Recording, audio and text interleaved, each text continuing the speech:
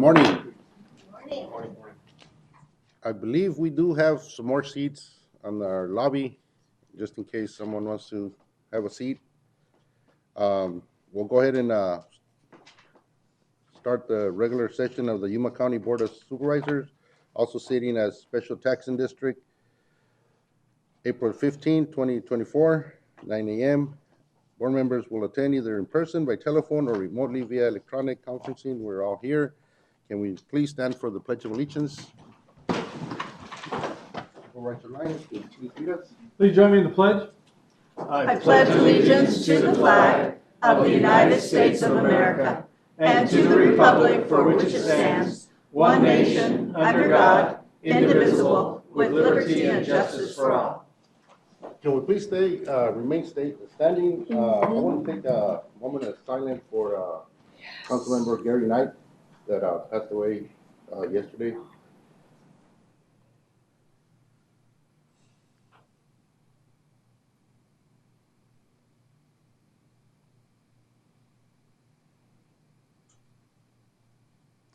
Thank you.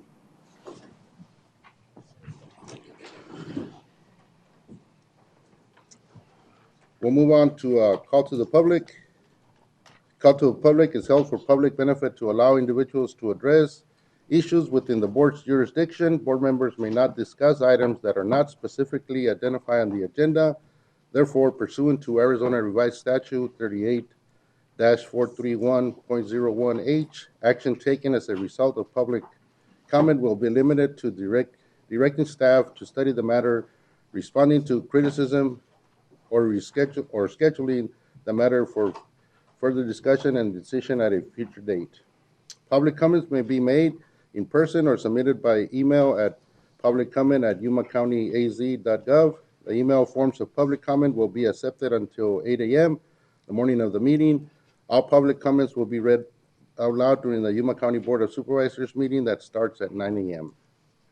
And we do have an email, but I believe he's here. I do have a comment, the speaker form, Rick Tanison. If you want to please.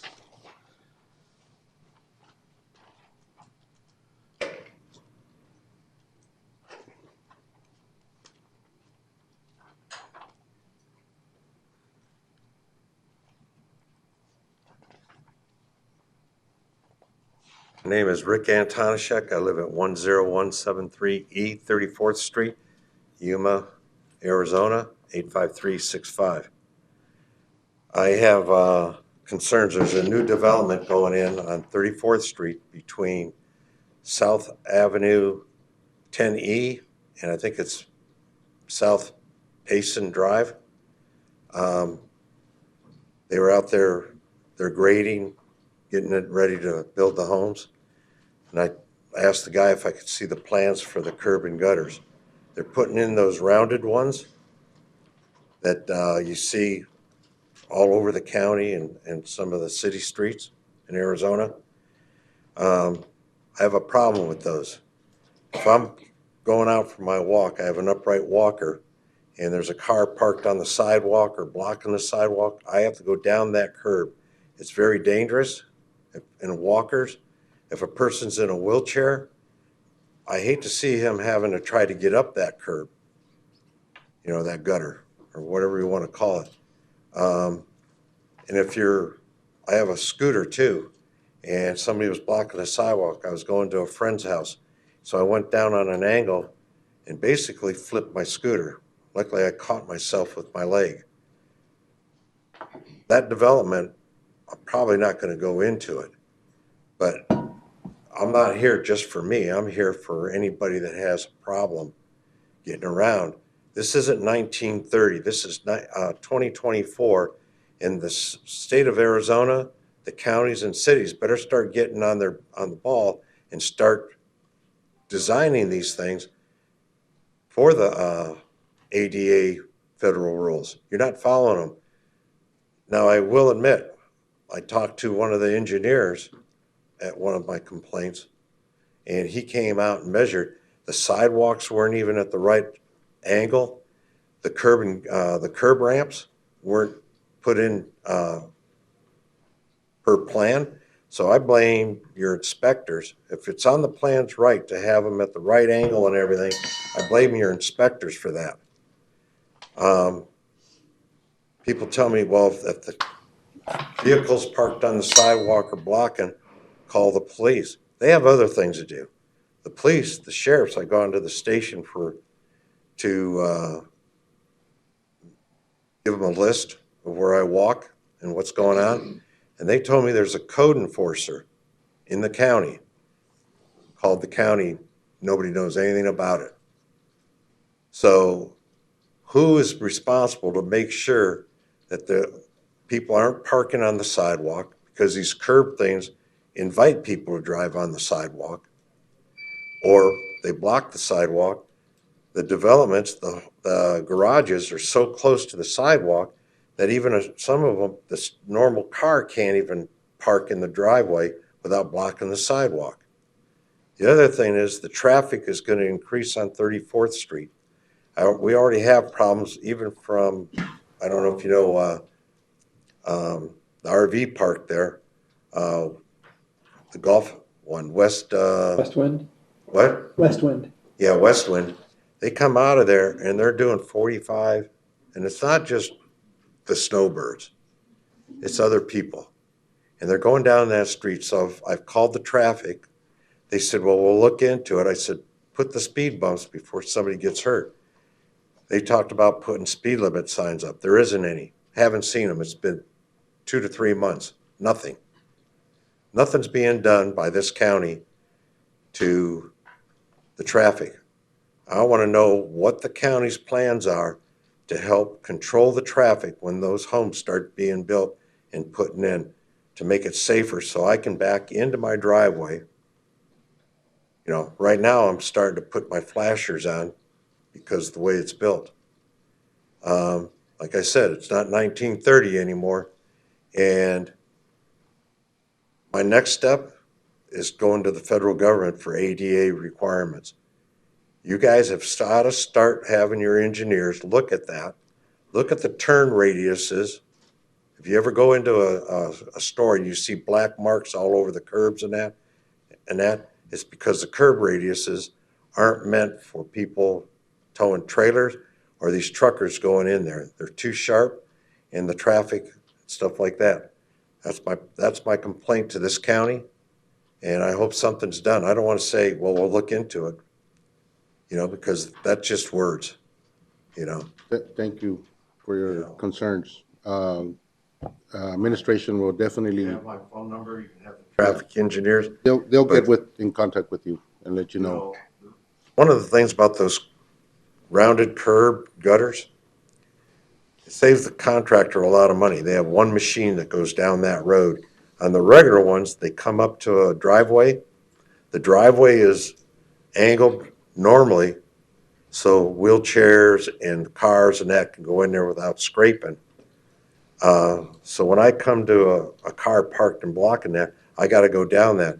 I've had contractors come over and help me. I've almost fallen. If I fall, this guy back here, the sheriff, is going to have to come out and pick me up. And he has other things to do. Thank you for your concerns. Thank you for letting me speak. Appreciate it.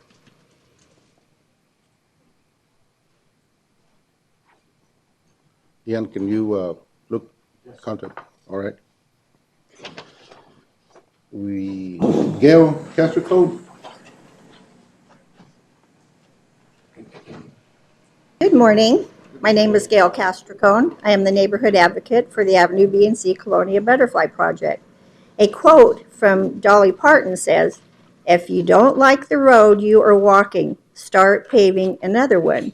Our community is very grateful to have received the $700,000 grant for the West Main Canal renovations.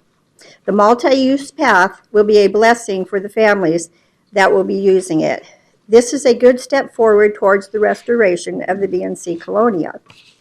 There are still daunting tasks ahead of us in order to make sure that all of the residents are living in a safe and clean environment. We will continue to address the need to enforce the broken window theory. There is still an ongoing concern with Van Trailer Park. Even though the park manager is cleaning up some of the debris, we don't want uninhabitable trailers left on the property for squatters to live in. This was a beautiful family mobile home park until it was sold to a slumlord who was allowed to make it a junkyard. Our hope is that the county attorney will represent the concerns of the BNC Colonia and the tragedies that occurred at Bam Park with blatant disregard for the safety and quality of life for its residents. On April 2nd, we held our BNC neighborhood meeting. We invited Eva Salazar and Cecilia Federico from Yuma County Victim Services. Their presentation was very, very informative. It is our hope that we can get this information into the hands of those who were victimized at the Bam Park and other places in the area who were witnesses to the violence on 5th Street and 5th Street. Their lives will never be the same. I have talked to people who have seen the dead bodies from shootings at the Bam Park and 5th Street. I just met a lady that shared her story with me. She is so afraid now that she wants to move back to Mexico. I know what it feels like to be a victim. As a young mother, I had a home invasion in the middle of the night at our home on 5th Street. On a much lighter note, our steering committee gave our first Butterfly Good Neighbor Award to Brian Welkmart and his sweet mother. They have lived on 5th Street for many years. Brian always lends a helping hand to anyone who needs help. He never misses our monthly meetings and invites his neighbors. He also maintains his large property. He is a good example to others. God bless you, and God bless America. Thank you, Gail.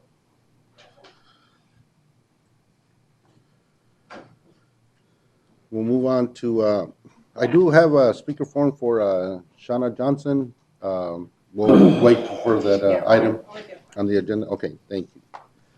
We'll move on to presentations, proclamations, and appointments. During this segment of the agenda, board members may discuss the presentations and proclamations and may announce the appointments to the Yuma County Planning and Zoning Commission and the Yuma County Board of Adjustments. No action, legal action will be taken. I have a question for our Parks and Recs Commission. Do we appoint him here, or do we gotta? Those are approved via agenda item. Okay. So if you have an appointment to make, we can add something to the next agenda. All right. Get those names. Item number 1, Sherman proclaims April 2024 to be Child Abuse Prevention Month in Yuma County. And Yes. you, Ms. Pancrasi. Proclaiming the month of April 2024 as Child Abuse Prevention Month.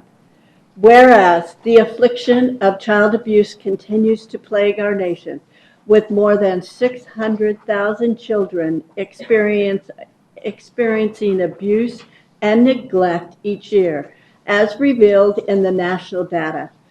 There were 1,502 victims of child abuse seen at the Advocacy Center in Yuma County in 2023, including children of various ages and demographics experiencing physical abuse, sexual abuse, and domestic violence.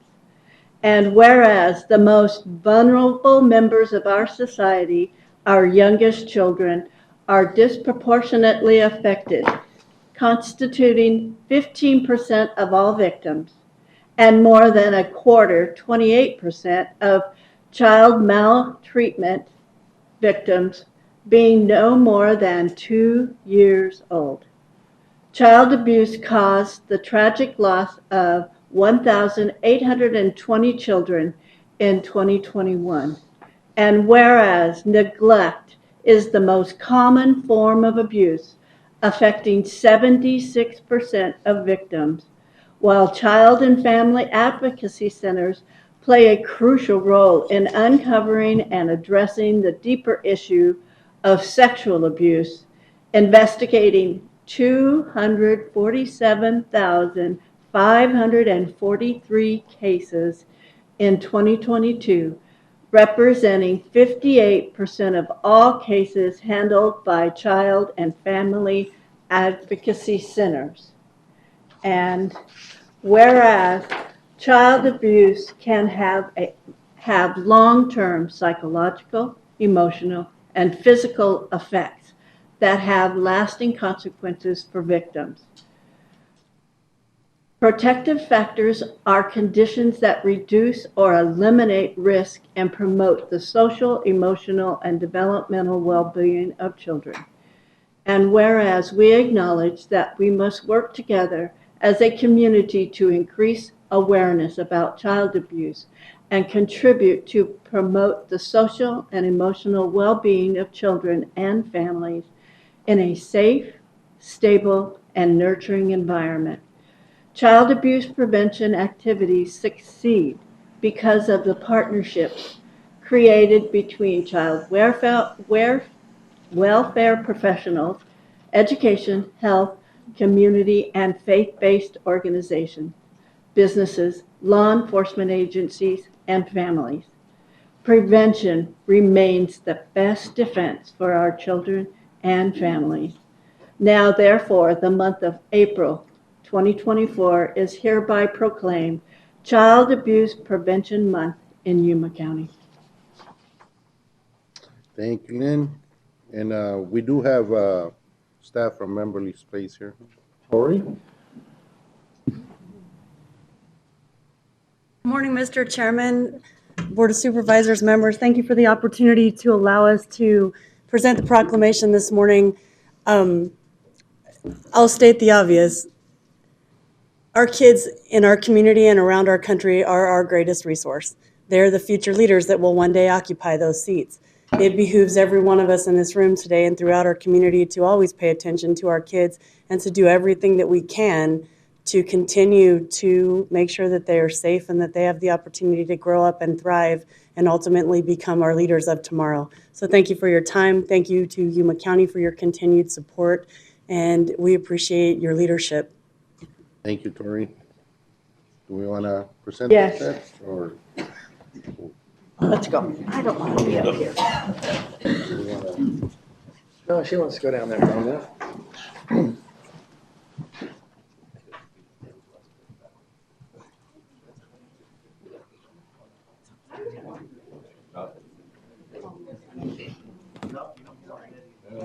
Yeah, magical protection. This is the shutdown. Thank you.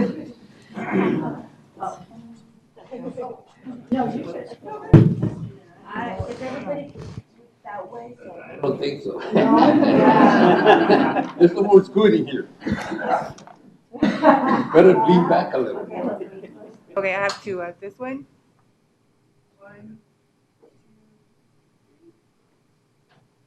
Scooting sounds simpler than it is. And I'm gonna. Need a better camera. Just keep scooting. Good scooting. Let's go to the door. They've got what you wanted, so it's not a problem.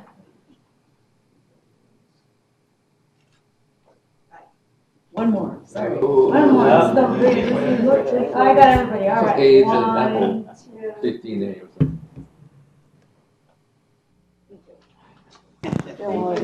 By the way. I know, I feel it. Oh, this one that I was concerned about.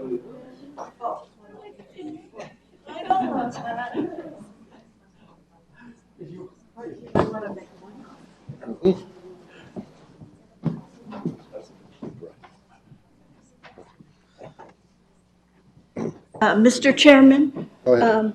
Tori, could you come up and tell them about the master's program coming from NAU? I was at a function the other day with a new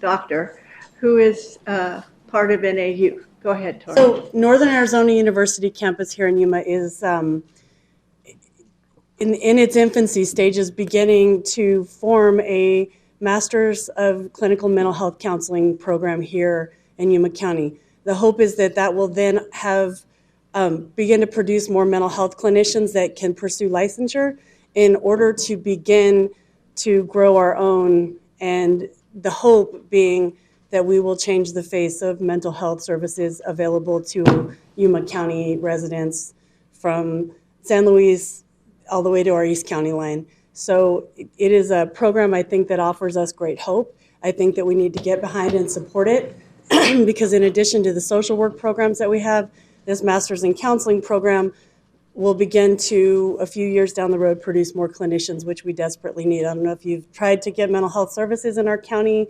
anytime in the last 5 to 10 years, but the wait list is long and the quality of service is suspect at best. So this is an opportunity for us to improve the quality and quantity of mental health resources available in our community. Thank you. You're welcome.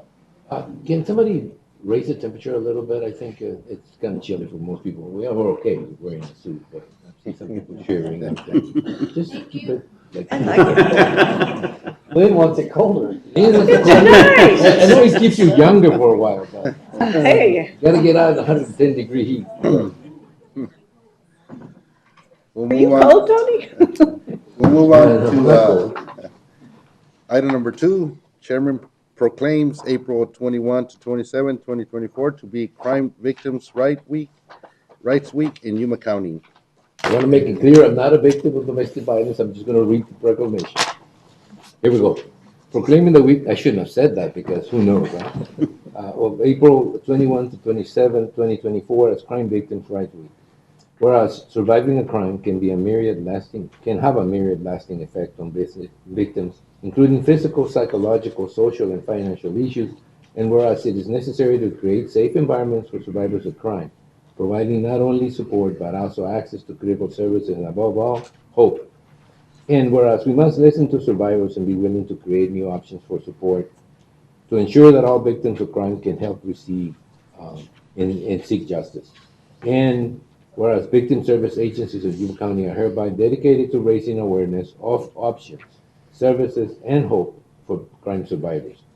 And whereas Yuma County reaffirms its commitment to creating a victim service and criminal justice response to victims to all and assist all victims of crime during Crime Victims' Rights Week and throughout the year. And whereas Yuma County expresses sincere gratitude and appreciation to those community members, victim service providers, and criminal justice professionals who are committed to improving our response to all victims of crime, so that they may find relevant assistance, support, justice, and peace. Now therefore, I, Martin Porcha, Chairman of the Yuma County Board of Supervisors, hereby proclaim the week of April 21st to 27th, 2024, to be Crime Victims' Rights Week. And we have Alicia Franco or Eva. Eva Salazar.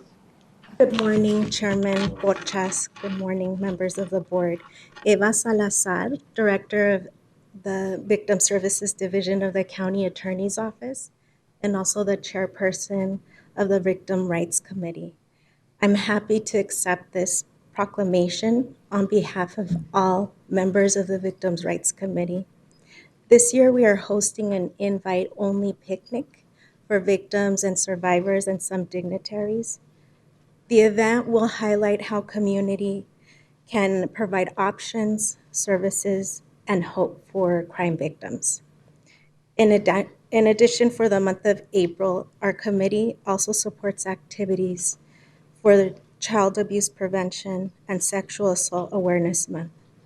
An upcoming event of one of our agency members, Safe House, in partnership with the Somerton Domestic Violence Task Force, will be hosting a walk to show support against sexual violence scheduled for April 24th at 5 p.m. at the Bushmasters Memorial Park in Somerton.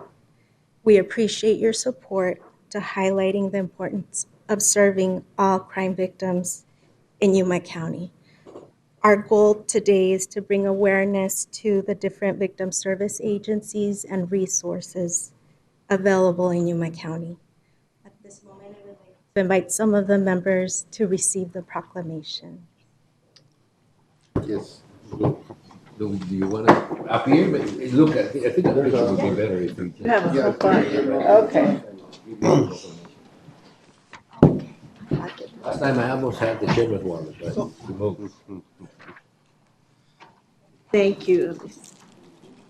Oh, I thought there were more. I saw the big list. That's why. Oh, they're coming up. Are they? Okay. Or, Well, that's 42. Okay, never mind. We have a lot. Yeah, we do. Come on up there, everybody. John, Hey, it was get a in small there. group, but no, it's starting to form. ¿Dónde está la? Ahí la tiene ya. Oh, ¿ya la tiene? Ya la tiene, ahí está. As I was going down the road here.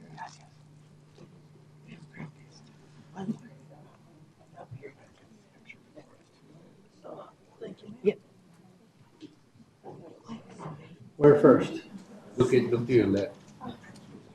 There's some shocking pink outfit out there. That's fuchsia, right? Not this year.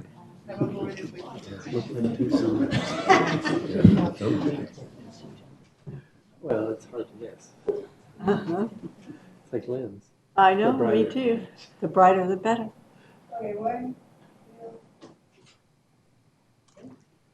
Please.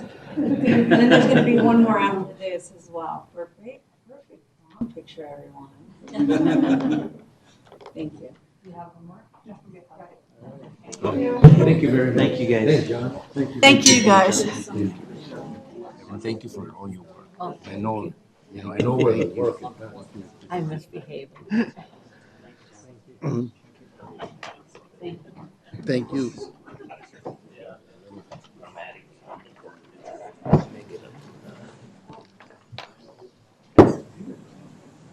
The heater just kicked on? I told you guys, I was gonna say, it gets warm all of a sudden. I feel the heat. The The heater kicked on. victim. Here you go. Give that to you. Yeah, yeah. Doesn't everybody? Yeah. That was good. Doesn't everybody? We'll move on to item number 3. Chairman proclaims the month of April 2024 to be Work Zone Awareness Week in Yuma County. Okay, proclaiming the week of April 15th through the 19th, 2024 as National Work Zone Awareness Week in Yuma County. Whereas highway construction work and repairs to roadways must be done while they are open to traffic, putting both motorists and workers at risk every day. And whereas workers diligently continue to improve, rebuild, and maintain roadways so that motorists can safely and efficiently travel. And whereas accidents can be prevented by setting aside distraction, using extra caution, reducing speed, and giving a work zone undivided attention when motoring. And whereas Yuma County is dedicated to ensuring the safety in work zones for workers, motorists, passengers, bicyclists, and pedestrians. And whereas according to the National Work Zone Safety Information Clearinghouse in 2021, there were 874 fatality crashes in U.S. work zones, up from 780 in 2020. And whereas National Work Zone Awareness Week was established in 1999 by the Federal Highway Administration to emphasize the importance of safety issues in work zones across the United States. And whereas the Yuma County urges all motorists to continue to recognize the responsibility that comes with driving a motor vehicle and the importance of maintaining safe and smart driving habits in designated work zones and at all times when operating a motor vehicle. Now, therefore, the week of April 15th through the 19th, 2024 is hereby proclaimed National Work Zone Awareness Week in Yuma County. It's like orange cap. Kelly Fricks. Good morning, Mr. Chairman and members of the board. Good morning, Kelly. Thank you for reading the proclamation. And I also want to thank you all for your support of our department. National Work Zone Awareness Week is an annual initiative that aims to promote safe driving practices through roadway work zones. It's a time when our department engages in outreach and various activities to emphasize the importance of exercising caution while driving through the work zones. And our Highway Maintenance Division has organized some events to take place this week, and they're aimed at increasing awareness of work zone safety. And I'm happy to introduce our Highway Maintenance Manager, Jesus Valenzuela, who will come to the podium now and provide you with some details about the events and explain the importance of this initiative. Good morning. Good morning. Good morning. Welcome to National Work Zone Awareness Week 2024, running from April 15th to the 19th. This week, we focus on the vital issues of work zone safety, aiming to protect both workers and drivers on the roads. This year's theme, Work Zones are temporary, actions behind the wheels last forever, emphasizes the lasting impact of driver behavior on work zones. Drivers can contribute safety by obeying speed limits, paying attention to signs and signals, and avoiding distractions. Meanwhile, workers should wear high visibility clothing, stay alert, communicate effectively, and follow safety protocols. At Yuma County Public Works, safety is our top priority. We're dedicated to implementing best practices and fostering collaboration to enhance work zone safety. Together, we can promote awareness, exercise caution, and prioritize safety on every road. We invite everyone to join in this crucial initiative. Additionally, we have special events planned at Cibola High School on Wednesday, the 17th, where we'll partner with Quell Corporation and DPS to engage students in work zone safety activities. Also, we extend an invitation to the board members to join us for our employee luncheon on Friday, the 19th at 12 p.m. Thank you for your participation and commitment to safety. Thank you.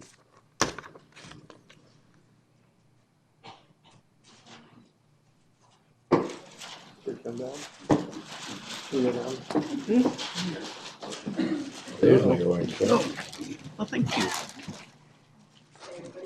Thank you. Yeah, I'm sure I need an orange one so you see me coming. I need a cone. Cone of 50. A hat. Oh, yeah.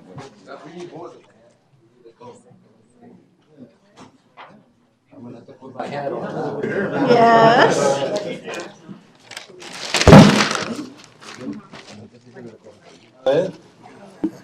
Hold on, I'm coming. Para el cabezón.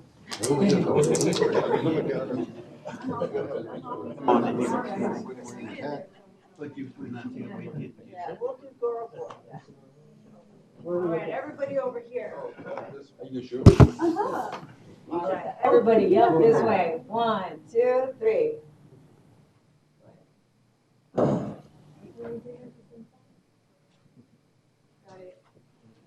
Oh, you say. No, I got it. Wednesday, George? Yeah, all right. I was running. Oh, yeah. Now I know who to avoid.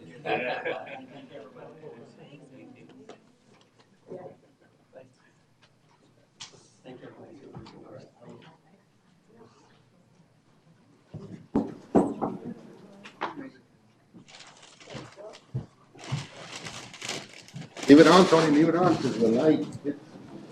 Hit certain angles. Catch the glare a little bit. You gotta blow it.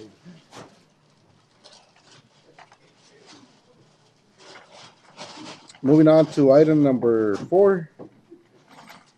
Recognition of Deputy Clerk Christy Isabel's retirement from Yuma County effective May 1st, 2024. Did we approve that? I don't know. Can I say something before you do that? She's been here as long as you? No. No, I do want to, after you say it, I'll say something. Chairman, members of the board, Ian McGahee, County Administrator. It is the end of an era. 35 years of dedicated service from Christy Isbell to Yuma County. She has served day in and day out with distinction. She has demonstrated a commitment to our core values and our mission through her work. Her customer service, both internally and externally, is second to none. And she's a valued member of the team, demonstrating day in and day out that she's there for each of us and willing to stand up and make sacrifices to make sure that we continue to move forward here in Yuma County. She will be missed. I've had the pleasure the last 4 years to work with Christy. You know, putting these agendas together every couple of weeks, it's like putting a novel together. I mean, these things sometimes 500-600 pages, sometimes more than 1,000 pages. It's a heck of a lot of work. And her dedication in making sure that these things are accurate and correct, and satisfy open meetings law, it's really a credit to your institution and to the work that you do. So I have a plaque I would like to read in honor of Christy. Christina Christy Isbell, in recognition and appreciation of your dedicated service to Yuma County, Deputy Clerk of the Board and Executive Assistant from 2013 to 2024, Executive Assistant 2003 to 2013, Secretary 3 from 1996 to 2003, Administrative Assistant from 1989 to 1996. 35 years of service. Congratulations, Christy.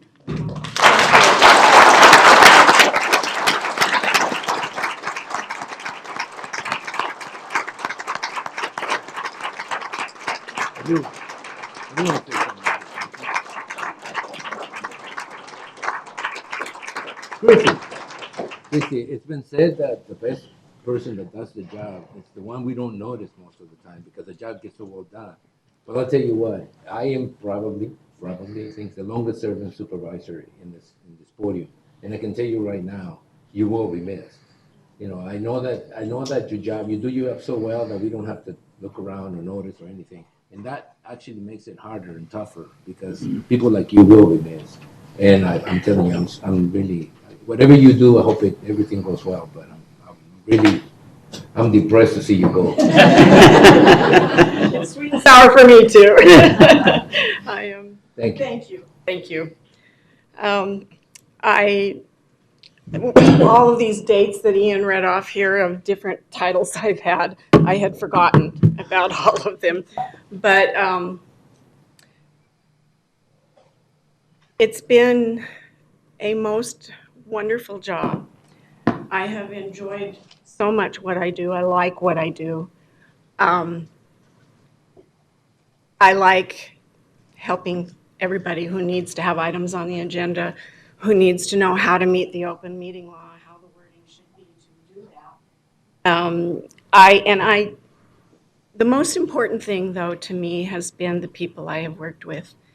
I did a little checklist here. I have worked under 11 county administrators. That includes interims. I have worked after 5 general elections that I have worked in my career here, of course, 5 boards. Now, many of those served for many terms, several terms. So, and I only bring that up because if someone can work for 35 years in the same job from the beginning to the end, basically, which is what my responsibilities have been, and say that they love working with all the people, it's the people that has made me able to stay for this long. It's a challenging job. I've always thought it's easy, except for trying to keep up with all the deadlines in our office, statutory requirements and deadlines. But it takes all of these people, countywide, board members, the county, all of the county employees, to get these agenda packets out. And there's always been tons of people helping me to do that. So it's not just me. It's been a huge team of people helping with that. I did a little calculations. At my current age, I've spent just under 50% of my current lifetime working for the county. And I think that says a lot about the people that I work for. I hope that everybody who works for the county and who has worked for the county is grateful, because this is a family. All the way from the board members, all the way down to whatever position you want to name. We are a family, and we're a close, caring family, and you don't get that in a lot of places. So I hope everyone can be grateful for what we have here, and I am grateful that the Board of Supervisors and the many county administrators I have worked under have allowed me to work for them and for the public for this long. I look forward to this next stage of my life, while it's choking me up a little bit to think of leaving, I have a lot of plans. I'll get back into my artwork and get my art table set up. We'll travel to visit family, which are all out of state, camping and hiking and all of that stuff. So thank you for a lot of years of pleasurable work. I appreciate it very much. Thank you. All right.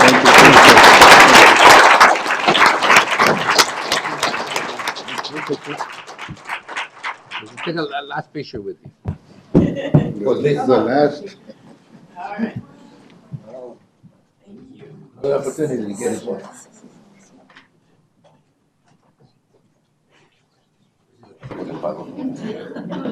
Thank you. You've all been so wonderful. Thank you. You're very welcome. It's been my pleasure.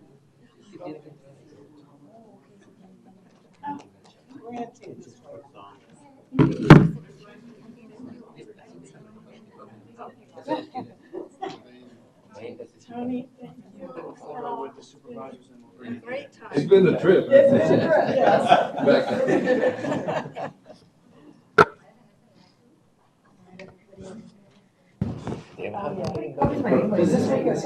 Yeah, it's skinnier, yeah. 1, 2, 3. That's kind of sad. Oh, yeah, this is the stuff. That's right, you guys work together. What you want? The top is also open. What do we go to the bank? Yeah, you guys. Yeah, we should have been in the bank.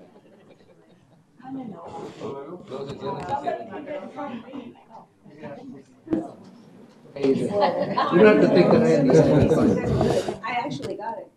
1, 2, 3. We don't need a flash because we got your jacket. You get it? All right, 1, 2, 3. All right. Wanna wait, wanna wait. You think was want to stay up, man. We'll see before you go. You're not going Where's the nowhere. public works department? We haven't approved it yet.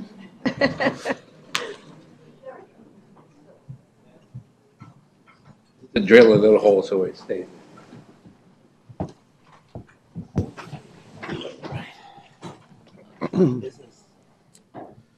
Moving on to item number 5, presentation of Yuma County Employee of the Year nominees.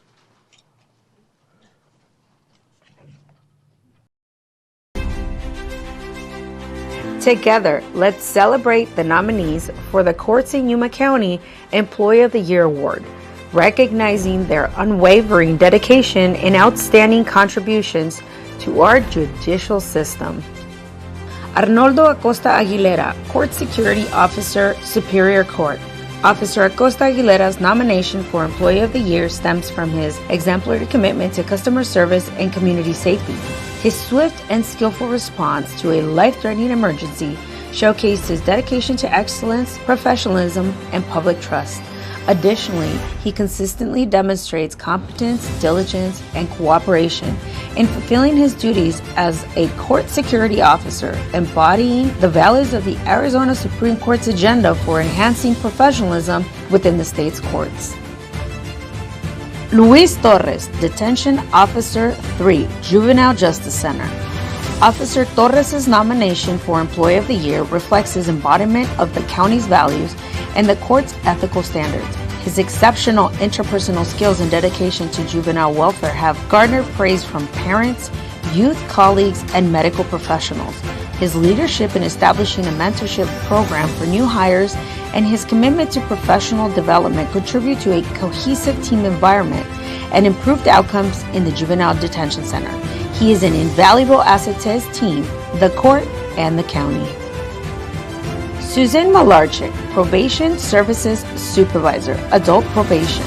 Susan's nomination for Employee of the Year is a testament to her exceptional leadership and dedication over her 17-year tenure with Yuma County Adult Probation. Her role as supervisor, coupled with her extensive expertise in firearms instruction and emergency response, make her indispensable to her department. Susan's proactive approach to training and her ability to maintain staff morale during challenging times highlight her commitment to excellence and continuous improvement. Her leadership and positive demeanor exemplify the values of the department, earning her recognition as Supervisor of the Year. Congratulations to all of the deserving Courts in Yuma County Employee of the Year nominees. Now we honor the nominees for the Yuma County Employee of the Year Award, whose exceptional service and commitment have positively impacted our community in significant ways. Gerardo Quintana, IT Manager, Sheriff's Office. Gerardo Quintana, hired as a Yuma County Sheriff's Office IT Manager in December 2022, successfully managed IT operations amid staff reduction, procuring additional staff and grants. He implemented cybersecurity measures and training, ensuring officer safety and compliance. Quintana's adaptability and proactive approach in managing ARPA funds and complex projects reflects his commitment to efficiency and innovation. His leadership, exemplified in achieving certifications and resolving technical challenges, positions him as a deserving nominee for Employee of the Year. Annette Perez, Senior Health Grants Writer, Health District. Annette Perez demonstrates exceptional commitment to growth, responsiveness, excellence, accountability, and trust. She spearheads initiatives to enhance community health services, securing funding, and fosters collaborative partnerships. Perez's proactive problem-solving, transparent communications, and innovative strategies elevate program effectiveness and efficiency. Her dedication to improving services while minimizing cost exemplifies her invaluable contributions to Yuma County and its taxpayers. Olin Hale, Deputy Public Defender, Public Defender's Office. Olin Hale, a seasoned legal professional, exhibits exceptional dedication and integrity. Transitioning to juvenile law, he plays a pivotal role in rehabilitating young offenders, earning respect from colleagues and clients alike. Hale's proactive approach and collaborative demeanor foster positive outcomes, reflecting his commitment to justice and community welfare. His impeccable track record and leadership qualities make him a deserving candidate for Employee of the Year. Maria Flores, Custodian 2, Facilities Management. Maria Flores exemplifies Yuma County's core values through exceptional service and dedication. Responsible for cleaning 7 county facilities, her meticulous work and positive demeanor leave lasting impressions. Maria's commitment to excellence in customer service, as well as her proactive approach to security concerns, make her an outstanding candidate for Employee of the Year. Blanca Garcia, Literacy Program Coordinator, Library District. Blanca's devotion to adult literacy in San Luis earned her acclaim as top contender for Outstanding Volunteer at the Heart of Yuma 2023 Awards. Her efforts expanded the ESL program, positively impacting lives and earning awards for Adult Literacy Plus of Southwest Arizona. Blanca's nomination for Employee of the Year recognizes her profound influence on the community's education and her exceptional performance as an adult literacy instructor. Paula Maria Covarrubias Silva, Election System Specialist, Recorder Office. Paula Covarrubias' nomination for Employee of the Year underscores her exceptional initiative, dedication, and trustworthiness. From meticulously organizing the elections ballot storage room to actively pursuing the Certified Election Registration Administrator program, she consistently displays excellence and accountability. Her proactive approach to problem solving and commitment to personal growth make her an invaluable asset to the Recorder's Office, embodying the qualities of an exemplary county employee. Diana Veloz, Community Planning Administrative Director. Diana's Employee of the Year nomination celebrates her exceptional leadership in managing significant grant funds in ARPA allocations, crucial for community projects. Her adeptness in navigating evolving regulations and fostering collaborations embodies core values like responsiveness, excellence, and trust, From broadband infrastructure to historic document preservation, Diana's impact is profound, enhancing Yuma County's operations and residents' quality of life. Her diligence ensures the county's continuous improvement and customer-focused service, making her a standout candidate for this accolade. Beth Mullins, HR Compliance Specialist, Human Resources. Beth is nominated for Employee of the Year for her outstanding contributions as a compliance specialist in human resources.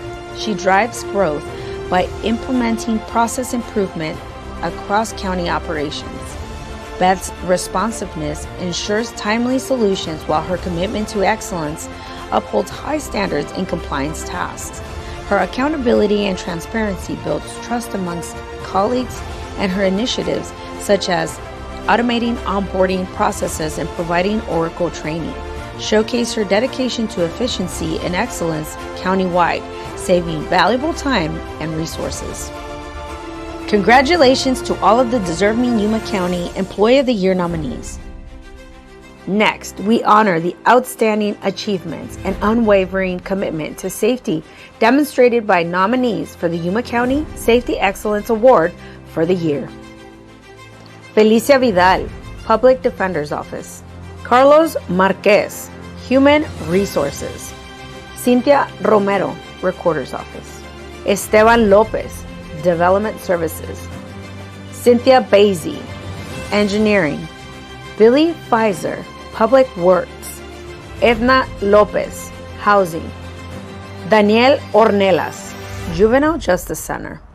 Dennis Sevier, Adult Probation. Jose Luis Rodriguez, Facilities Management. Finally, we are thrilled to introduce the inaugural Chairman's Cup, a prestigious new addition to our awards lineup. Let's meet the exceptional teams who competed for this esteemed honor. Public Defender, State of Arizona versus Jason Smith. Information Station, Communications, The Mix, and El Condado Informado. Library District, STEAM on the Go. Health District, Residential Leadership Academy.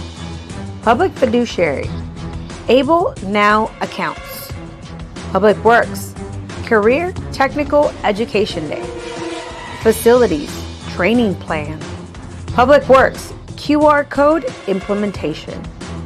Adult Probation, Operational Review and Restructuring.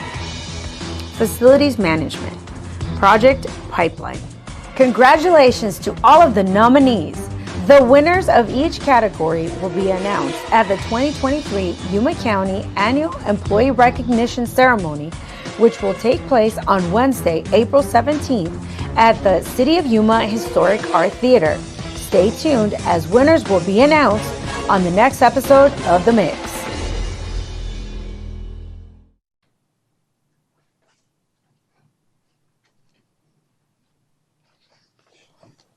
All right, thank you, Arlene.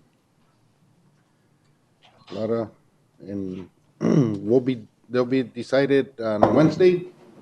Yes. So, and it starts at 3:30. Yes, sir, 3:30 at the historic Yuma Theater down the street, Wednesday the 17th. All right.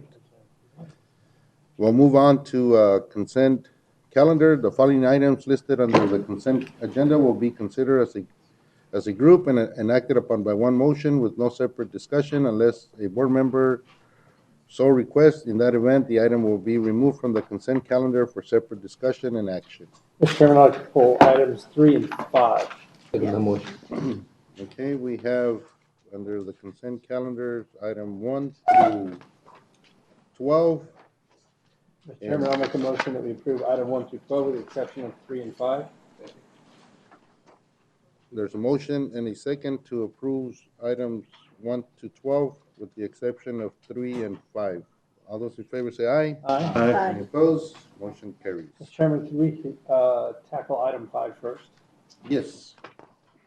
And welcome, Sharon Merton. Action to distribute 9,249 with 77 cents in community funding from the Kashan Indian Tribe to the Yuma Community Food Bank.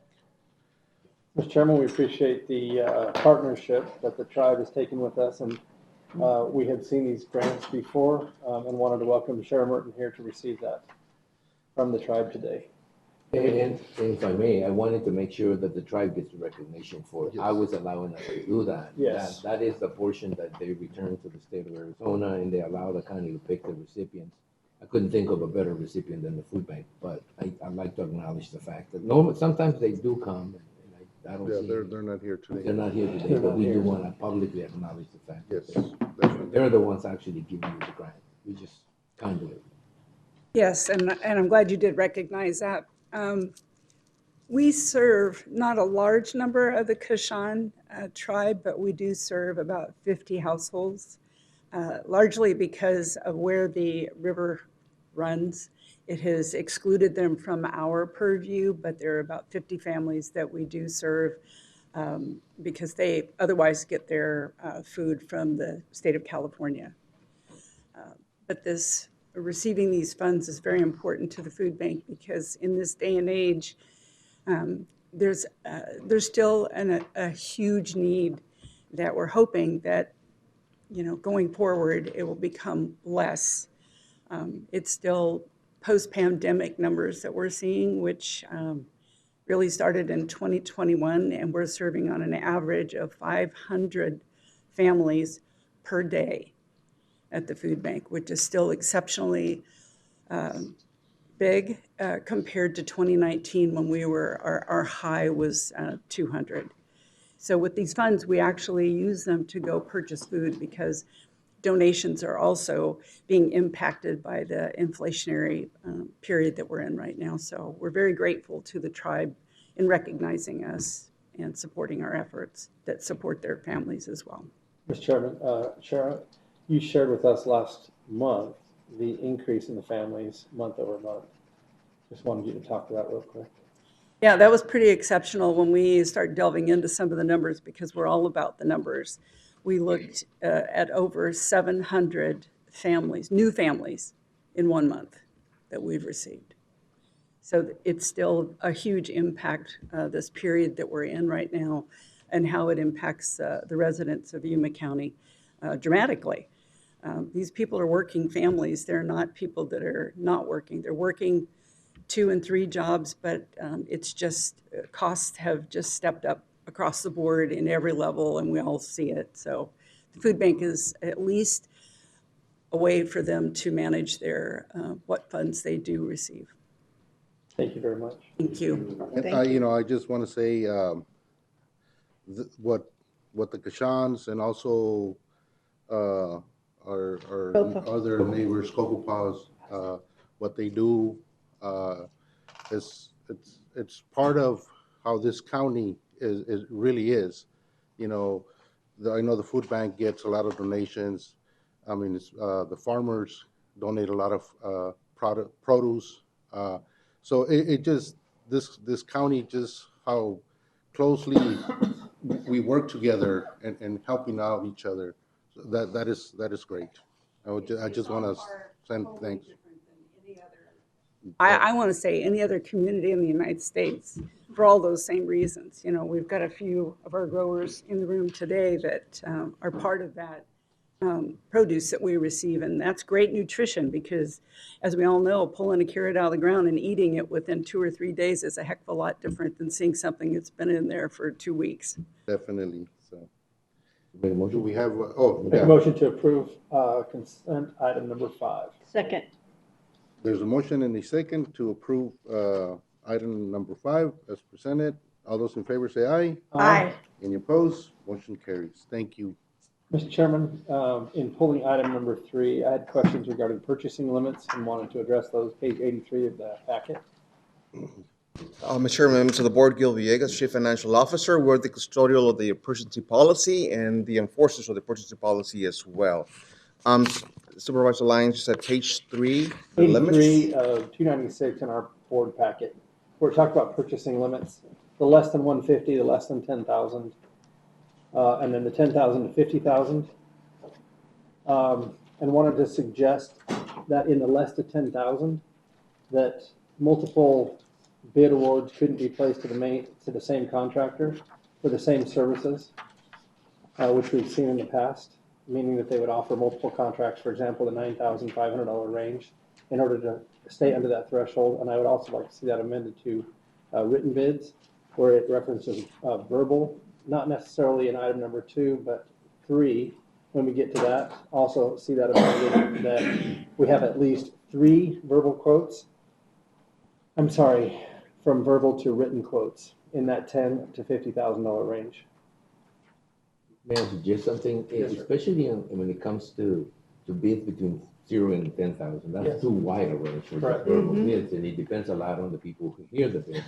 I suggest that we create a new category, maybe 3 to 10,000, where it isn't verbal anymore; it's written. Right. So that somebody can check them and make sure that you actually got 3 bids from 3 separate contractors. And that they are delivered to administration building. It doesn't have to be open in public, like anything between 50, I think, and 100,000. 100,000. Mr. Chairman, Supervisor Reyes, the only ones that are required to be open are the ones that we advertise for a bid, which usually are more than $100,000. Just a little bit of history on these limits that we have. They are set by state statute, so we follow state statute, but we can make any arrangements, any changes that we want, because this is our Yuma County policy. As long as it is as restricted as the state statute is, we should be okay. The state statute normally deal with the minimum. In other words, from this point to this point, you can do this. They don't ever tell you not to more restrictive policies. They actually allow you to get to that point, or their maximum, sort of. So I feel a little more, I would feel a little more comfortable if between 0 and 10,000, you had some, not verbal bids, but written bids. Written bids, but increments. I would say so. The idea, I think, that we're bringing it up is to make sure that there's a feeling, and I think we all have it, that there's a limit to where somebody can make a decision. $150 for the petty cash, that kind of thing. There is a limit, but it goes from 0, I think, to 10,000. It's from 0 to 25. And it just 25 to doesn't- 10. A verbal bid is just not. I think it's legally a little bit difficult to enforce, because you never know. Sometimes you don't get 3 bids, you get 2 bids. So what do you do in those cases? As long as the bids are written, I think you cover yourself. But I agree that we need to sort of tighten up the bottom here a little bit. Mr. Chairman, Supervisor Reyes, Supervisor Lyons, I can take all the suggestions and put it together in the next revision that we do to the policy. Just for clarification in regards to the state statute, there is it's called a UMAC, which is the Uniform Accounting Guidance for Counties, and is issued by the Office of the Auditor General. And those are the guidelines that we follow to create our policies. So that's how this thresholds came about. But yes, I'll be more than happy to accommodate for that. We work together with the county attorneys, so we make sure that whatever changes that we're making is within compliance, within statute, so before they are presented to the board. And no, I was going to say, you only changed one vendor from what I've seen. The red line vendor is the one that you changed? No, the wording that I changed in the red line. We made 3 major changes this time. The first one had to do with correcting the Exhibit A, which is our state valid contracts. Some of them have merged. We need to change their names, things like that, cosmetic changes per se. The other major change that we did had to do with change orders. Just provide a little additional clarification to all the project managers that everything that is more than $100,000, it has to be approved by the board. It was known before, but it wasn't written, so we just put it in the policy. And the third one, it had to do with requiring the project managers to open all bids within Yuma County and the Yuma County premises. So right now, that was the first 3 major changes. So we did all the cosmetic changes. The additional changes the Supervisor Lyons is suggesting, I guess I can discuss with administration and county administration, county attorney, and we can definitely incorporate it in our policy. so verbal to written, 25 to 10, and then section 3 of the purchasing, the 10 to 50,000, at least 3 written. If you get 2 and they're written, that's fine. But I'd like to see the language of 3. And as far as the advertisements, I'd like to see those incorporated into the Southwestern Contractors Association, not just the Yuma Daily Sun, so that it's published there, and that's for all departments. And regardless of the departments, the bids still need to be submitted to county administration.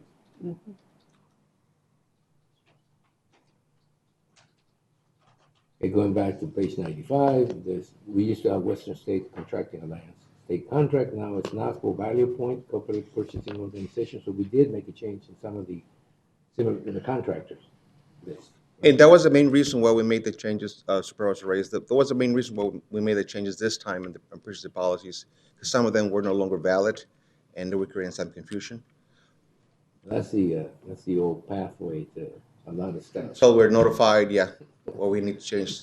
But yeah, all these new suggestions will be more than happy to accommodate. Thank you very much, Mr. Chairman. I motion that we table 3 until it can be reviewed by Financial Services Administration and represented to the board. Well, what do you need? You He's going to change the verbiage and then bring it back. But I mean, do they need to have this in a specific date? Does it need to be approved? Mr. Chairman, and members of the board, I can tell you my office is currently working with finance to revamp our purchasing policies as a whole. This is a change that needs to take place probably today because it affects state contracts. So you can approve this. We'll be back more with. Subject to the language? No, I think you suggested wasn't implemented yet, but that will be included in the revamp.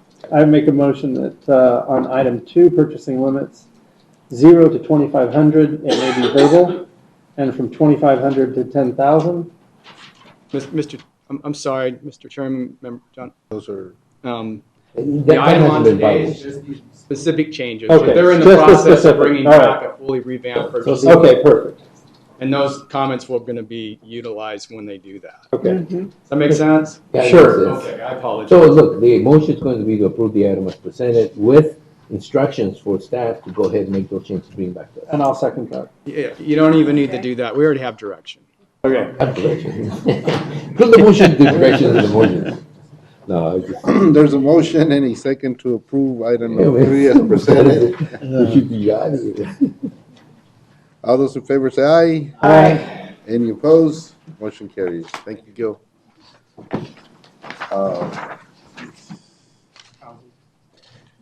Bring in. Moving on to Housing Governing Board. Here? Discussion calendar. The board will open each of the following items separately for discussion and action as appropriate. We could bring in the board member. Let me move my chair. And No, I'm fine, I'll stand. Okay. Where's she going? Yeah. She's Oh, there right she is. here.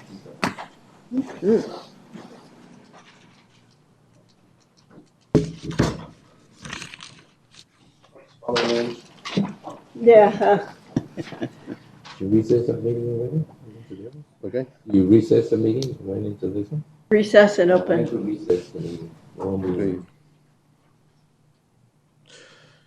I'll go ahead and recess the Yuma County Board of Supervisors and convene as the Yuma County Housing Board. The board will open each of the following items separately for discussion and action as appropriate. Item number 1, housing, conduct a public hearing to allow the public to comment on the Yuma County Housing Department Public Housing Agency Annual Plan for fiscal year 2024 and direct staff to attach all comments received to the Public Housing Agency Annual Plan. And I'll go ahead and open up the public hearing.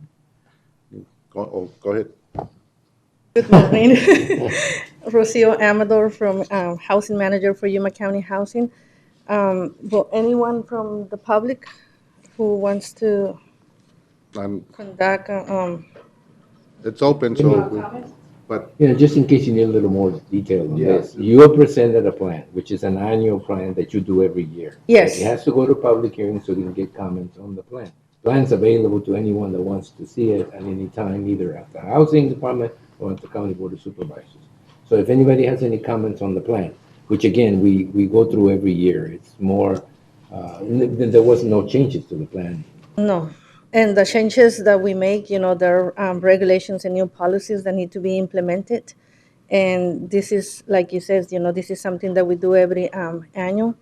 And we have to conduct this public hearing in order for us to submit the plan to federal And this is government. not an action item, it's just, we open it up to the public makes a comment, we take record of the comment. and we- We take that. Yeah, this is published in the newspaper, and we also send notices to all the participants in Section A in public housing. There's no action, right? I mean, I just want to make sure. There's no action. Mr. It's just Chair, discussion. and- As a matter of fact, it's highlighted twice. Rocio, any changes that you make are because the federal government has required it, correct? Correct. Okay, and I don't see anybody from the public. We'll bring it back to the board. Yeah, thank you very much for your presence. That was pretty quick. We just opened it up. Yeah. Thank you. Thank you. That was good, fast and easy. Don't say that, you're gonna spook it. Okay. Easy. I'll go ahead and adjourn the Yuma County Housing Board and reconvene the Yuma County Board of Supervisors in regular session. We'll go to discussion and action items.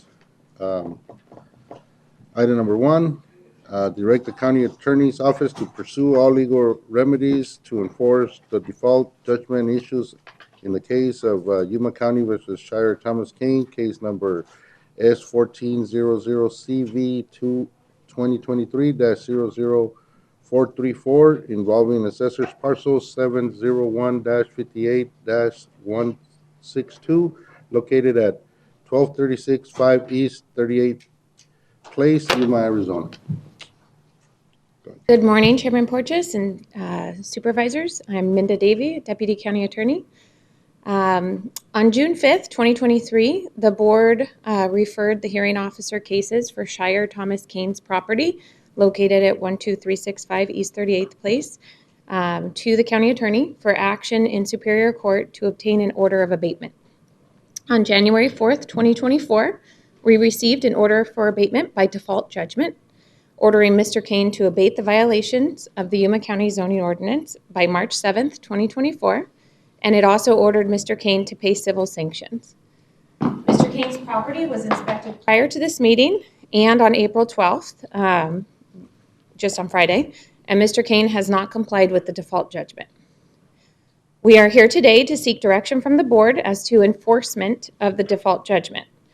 I will speak as to the board's legal remedies that are available to enforce the judgment, but we also have development services representatives and staff, Carlos, to speak as to the condition of the property and operational matters. In accordance with Arizona law, the board may pursue the following legal remedies to enforce the default judgment against Mr. Kane. I don't have any presentation. We're just looking for more light. Nate's just looking for more. Tony's in the things to dark do, over she there. said. Oh, okay. There you go, she's gonna put you in the dark. There we go. Okay. I believe DDS staff may have pictures if you need to see pictures or any Are they the information. same pictures from last time? There's more updated pictures, but it's essentially the same. It's still the same issues that were there before. So, in accordance with Arizona law, the board may pursue these following remedies to enforce the default judgment against Mr. Kane. 1, seek court action to enforce the monetary judgment to collect the civil sanctions assessed to Mr. Kane. This would entail an asset search to identify personal and real property owned by Mr. Kane, placing liens on any property, and ultimately forcing the sale of those assets to include his home to recover the amounts owed. Number 2 would be to seek a court order to have a third party clean up the property at Mr. Kane's expense. This would require the county to use its own funds to pay the third party for the cleanup. And Mr. Craig Sellers can speak more to where those funds might come from. And if Mr. Kane fails to pay Yuma County back for those costs, it would be similar to option number 1. We would go after any and all of Mr. Kane's assets to recover that amount owed. Number 3 would be seek court action to have Mr. Kane held in contempt. This requires a hearing for Mr. Kane to appear and tell the court why he hasn't complied with the judgment. If he fails to appear, or if the court orders, he may be found in contempt, a warrant may be issued for his arrest, and he may be charged with a Class 2 misdemeanor. Number 4 is place a judgment lien on Mr. Kane's current real property and any future owned real property in Yuma County. So it would be similar to number 1 and ultimately number 2 as well. We would seek to recover what he owes by forcing the sale of his assets and hindering his ability to acquire new property. It is DDS staff's recommendation that the board pursue all legal remedies available to enforce the default judgment against Mr. Kane. So that would be number 1, number 2, number 3, and number 4, but fully understanding what the steps we would be taking to recover the civil sanctions that he owes, as well as any costs to clean up the property that we pay a third party. So I can field legal questions, and then staff is here to field all other questions. Mr. Chairman, what has our contact been with him recently? Mr. Chairman, Carlos Gonzalez, Senior Deputy Zoning Inspector. The times that we conduct the inspections, he does not come outside, sir. We have not gone out there and knocked on his door. Initially, when we first started back in 22, he would come out. He has cameras outside his property. He would come out and we'll talk to him.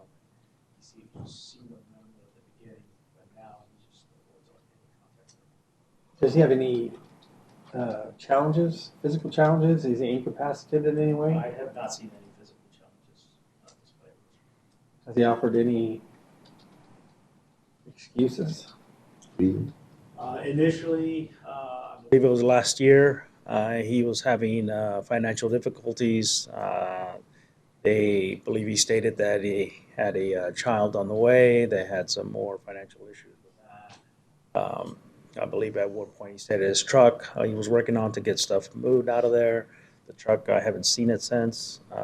It was moved. So, but recently I have not talked to him at all. This is a slippery slope. We as a board have said that, we've got to put an end to a lot of this stuff. And every time it happens, we sort of back off. And it's natural because we're in a county and we like to think the residents are given every opportunity they can to clean up. But it gets to a point where this simple refusal to deal with this isn't going to make it go away. The neighbors complain, everybody, it's a health hazard. If it was up to me, I would make a motion right now that we follow all legal steps and see where they take us. Because And I would second that, because this has been ongoing for a while. several years, and it's gotten worse, really, from when it initially was reported. And I get numerous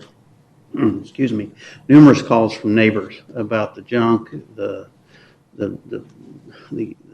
animals that are running around there. There's cars in the streets. It's a blight on the neighborhood, and I think this would be a good case to make a point for those. We don't have to deal with this that much. Luckily, people cooperate when they get cited or they get warned. People clean their house up and everything's good. But you have that 3 or 4% that want to push the envelope and not take care of their property. And I think this is one that needs to be made the example of. Myself. I don't know if make an example of it is the right expression, but I think it's one where we draw the line. Yeah, well, just to tell people, look, we're not going to sit here and just ignore it anymore. Hey, look at they see the same thing over in Bain. Yeah, Mr. Chair, and we've been working with this person since 2022. That's correct. We have worked tirelessly to try and get him to comply and clean up that property. Darren has had to deal with numerous property owners all over that. It's in that Foothills subdivision. And although we hate to have to take action like this, it seems like there's really no alternative than to take all 4 steps and do whatever we can to alleviate. My motion will be to direct the county attorney's office to pursue all legal remedies to enforce the default judgment. I'll second that. There's a motion and a second to recommend staff to pursue all legal remedies available to Yuma County to enforce the default judgment against Mr. Kane. Any other discussion? I just want to make a comment. when I was in the mayor for the city of Somerton, we used to, if that property owner had financial difficulties, or we would clean up, the city would clean up, but we would put a lien on the property. So I know it might be a long time to get that money back, but at one point, the city or the county, if we go that any route you guys take, we will see that money back. So, but at least we'll keep that area clean, or like Mr. Simmons says, or Mr. Reyes, draw the line and keep pursuing that for any other that's breaking, any property owner that's doing that. So, all those in favor say aye. Aye. Any opposed? Motion carries. Thank you. Item number 2, hold a hearing and consider approval of Mohawk School District request to incur additional liabilities in excess of budget in accordance with ARS 15-907. And who's going to present that? Mr. I mean, we had this discussion before. Well, this is a different one. Oh, this is a different one? Yes. This is the plumbing, right? This is the kitchen. So what happened? Introduce Members of the yourself. board. Introduce yourself. I'm Shanna Johnson. I'm the superintendent at Mohawk Valley School. So what happened when I presented this to you the first time, I inadvertently left out part of the quote. That's what happens when you get too busy. So I just left out a portion of the quote. That's all it is.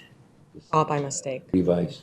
Yeah, to revised amount. Yeah, we approved it before. I mean, Yes, you did. let's listen to the public hearing and then just adjust the amount, but open it up. Yeah. Anybody has anything? Any questions for? Mike, we were talking last time, there was like $94 for 1 year, was the payback on it. With this added amount, do you know what it is now? I don't know that off the top of my head. Bill does. Somebody in the room probably does. Chair, members of the board, Gil Villegas, Chief Financial Officer. Usually I provide a calculation for the additional tax increase. Now, I did my calculation based on the current net assessed value for all the properties in the district. So my understanding is this is in addition to whatever was approved before. So this will require another $51.46 for properties, $100,000 and more. So roughly 150. In addition to, so what was approved is 145.93 cents. And that's 1 year. 1 year. 1 year. 1 year. Okay. Do we need to open it up for public hearing? Okay, I'll open it up to the public. Anybody from the public? Seeing none, bring it back to the board.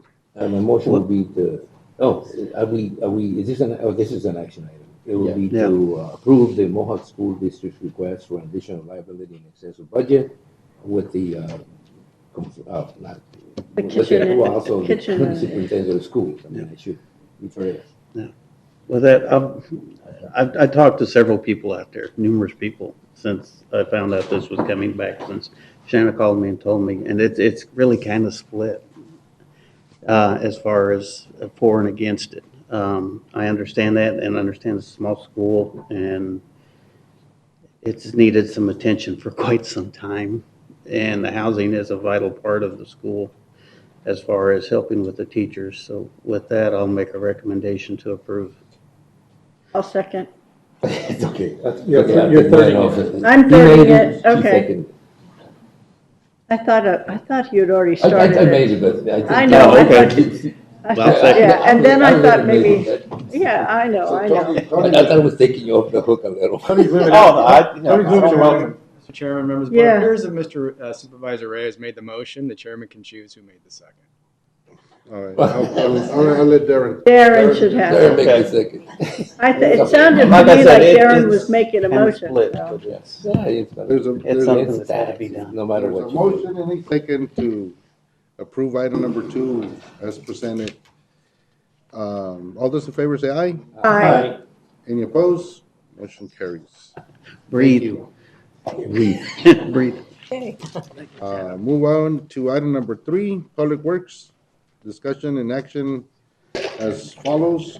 Adopt and authorize the chairman to sign resolution number 2024-13, amending and restating the powers and duties of the Parks and Recreation Advisory Commission, reaffirming the Parks and Recreation Advisory Commission in advising the Board of Supervisors in matters relating to county parks and recreation programs, revising the definition of what constitutes a quorum. B, resign resolution number 2018-35 and number 97-78 in their entirety. And C, authorize the county administrator to oversee the determine which county department shall be designated with staff facilitation of the Parks and Recreation Advisory Commission and serve as liaison to the Board of Supervisors for regulatory conformance and presentations of Commission's recommendations. Good morning, Chairman Porteous, members of the board, Rachel Stallworth, Public Works Improvement Districts. Over the past several years that Public Works has served as the moderator and helped with the Parks and Recreation Advisory Commission, we've had some challenges in meeting a quorum to be able to do business for you as the Board of Directors, Board of Supervisors for the county. So they have been successful. We've had enough meetings that we've been able to successfully see the Foothills Park established recently, but they have a lot more that they want to do for you. And so I thought maybe with the challenges that we've had with the quorum, I thought it might be best if we change what constitutes a quorum. And that's what I've put into the bylaws, and hopefully they will be accepted today. There's only 2 areas in the bylaws that that were significant changes. And as a result of that, we wanted to clean it all up. New resolution that oversaw the new bylaws and incorporated what was in part of the others and rescinded the other 2 resolutions. So now we have 1 resolution overseeing the bylaws and the Parks and Recreation Commission. And as a result of we have 10 members on the board, but we couldn't even get 6 to attend, which was by the established what constitutes a quorum under the old resolution. We necessitate, so we had to cancel most of our meetings. We have not had a legitimate meeting since last April.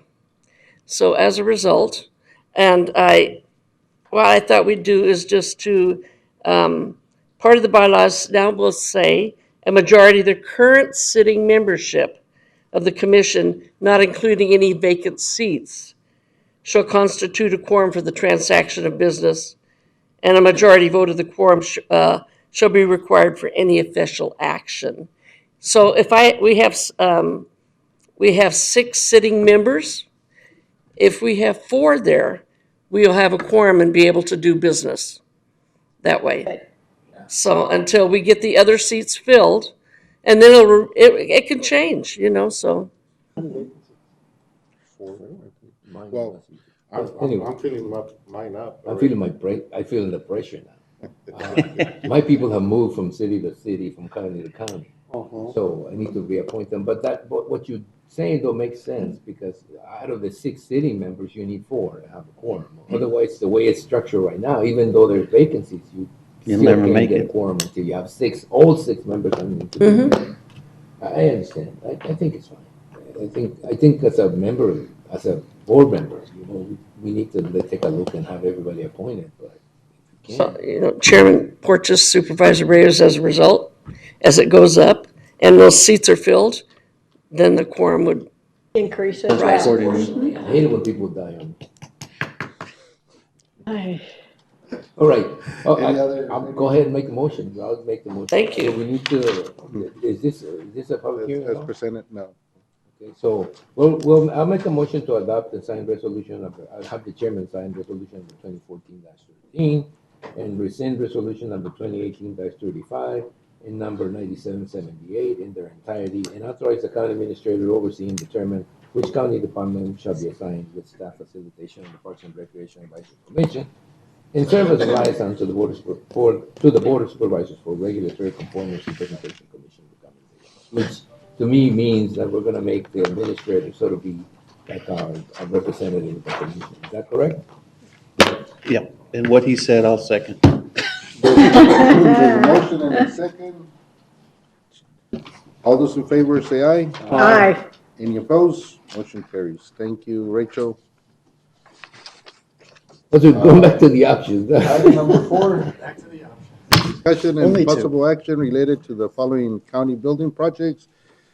A, University of Arizona Cooperative Extension. B, Yuma County Public Health Services District. And C, the board may also choose to discuss and take action on other county building projects, including Yuma County Administration Services, the facility for facilities management and ITS, the public fiduciary relocation, and emergency management relocation project.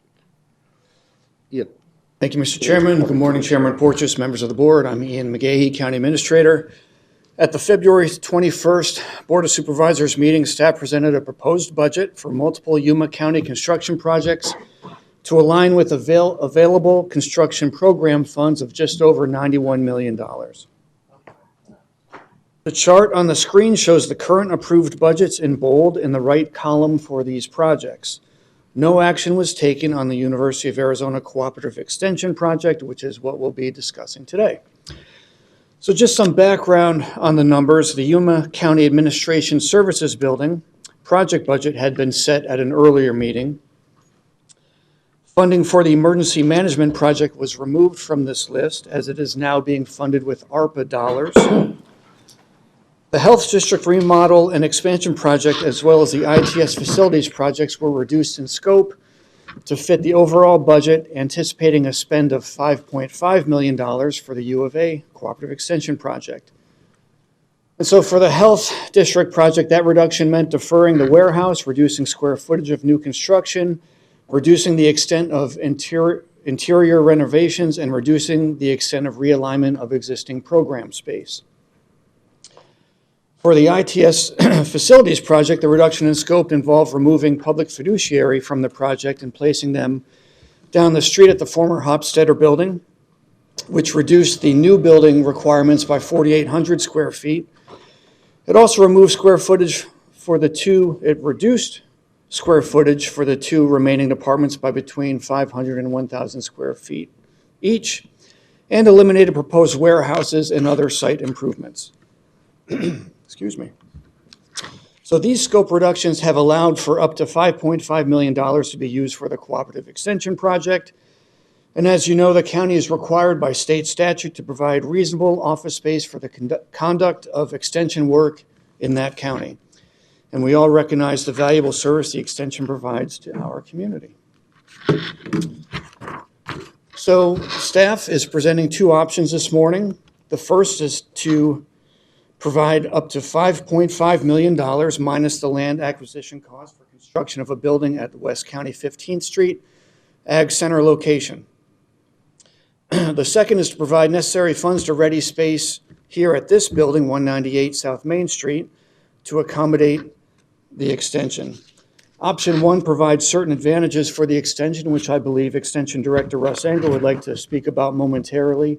Most notably, its proximity to the Ag Center that exists there. Option two utilizes space in this building, the county-owned building, that will be vacated upon the move into the new building across the street in summer of 2025. Of course, that presents a lower cost alternative to accommodate extension office space.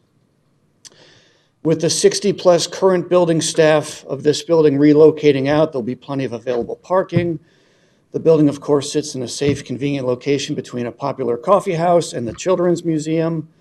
And while the exact price tag for space preparation depends upon the scope of any renovations desired, the option would save the county as much as $5 million.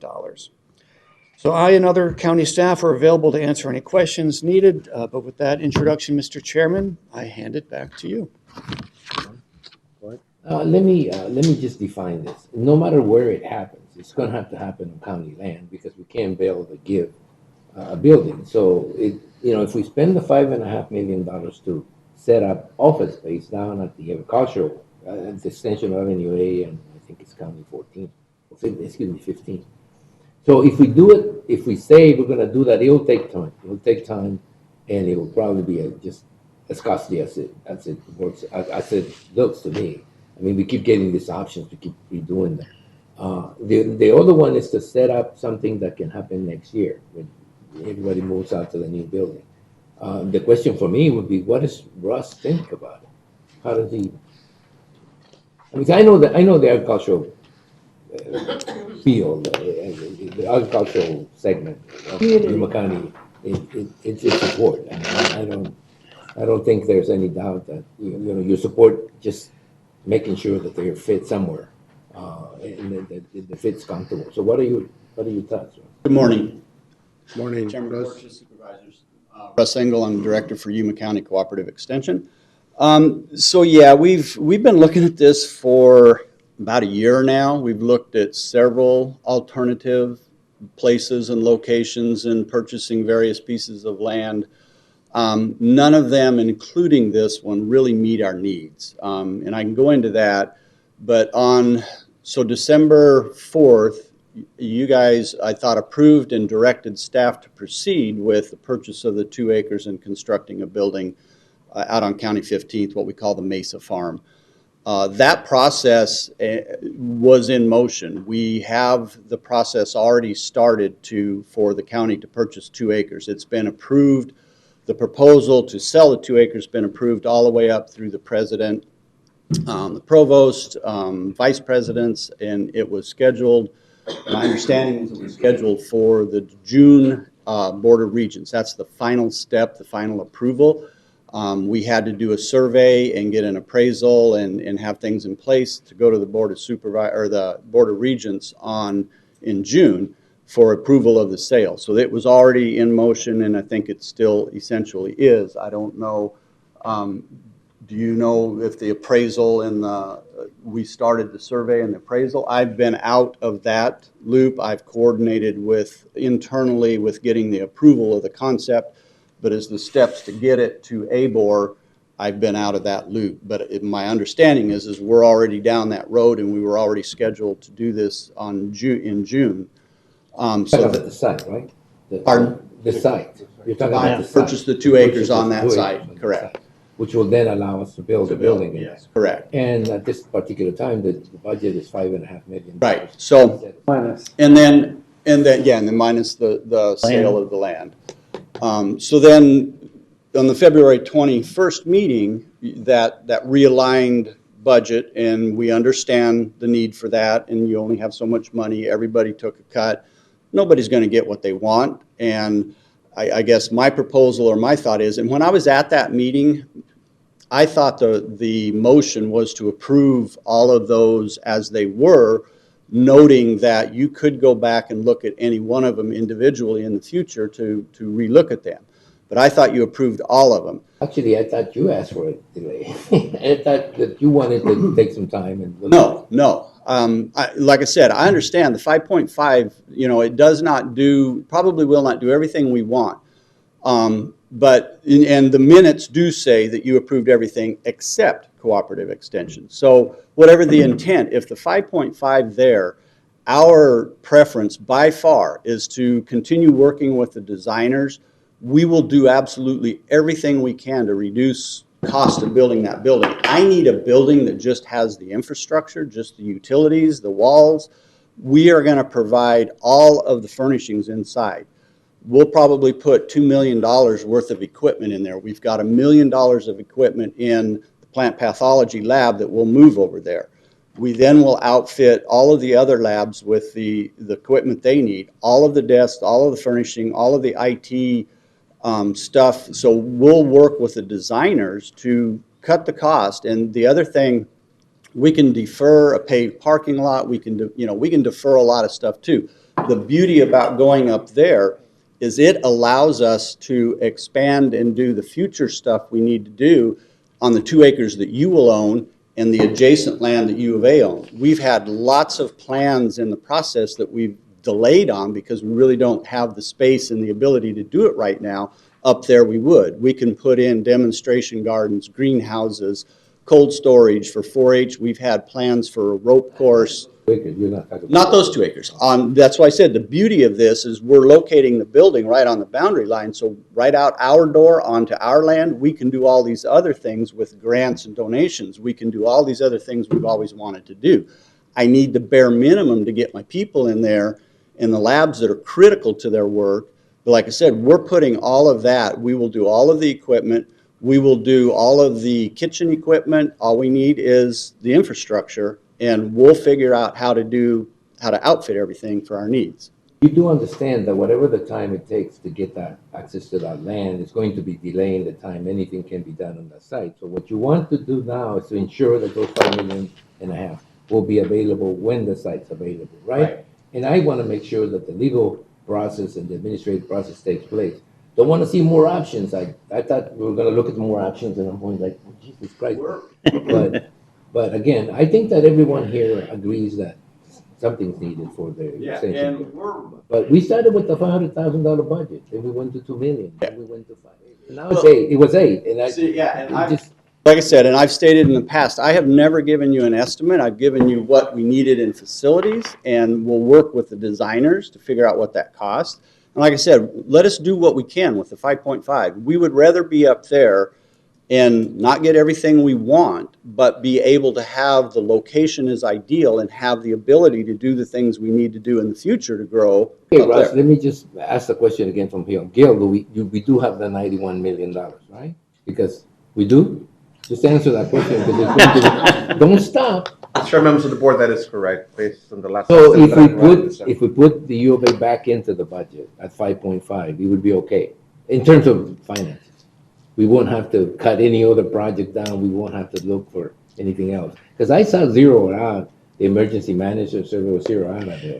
I suppose But that went it's to already ARPA. taken care of. Yeah. Yeah, that's why, because we're doing that already. So we're okay.